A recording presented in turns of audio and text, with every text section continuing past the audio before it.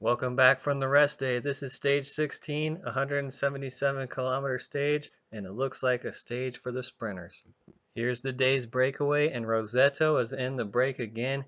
He's the king of the breakaway that has no chance to succeed. The breakaway was under control all day because this stage was the last stage before Paris where the sprinters have a real chance for victory. So they kept things under control.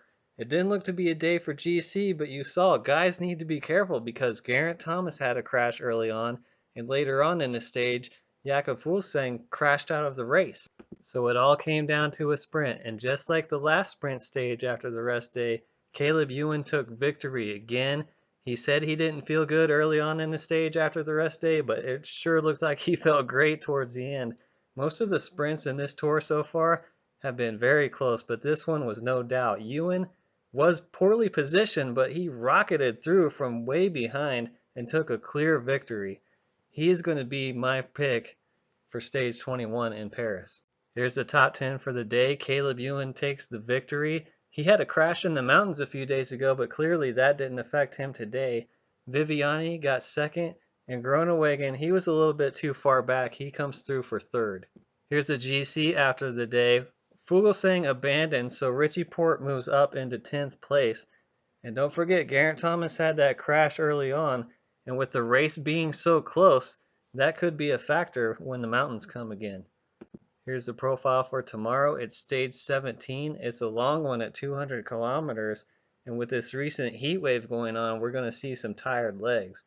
And it looks like a breakaway on paper, and I definitely do expect a breakaway to make it tomorrow because there are so many tired guys.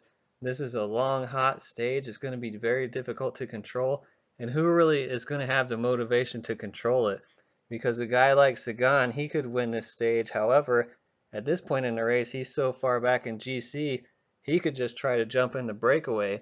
Same goes for Michael Matthews, and I don't see Sunweb trying to control the race because Matthews hasn't shown great form, even though early on in the race, on stages like this, they would have wanted it to be a reduced group finish.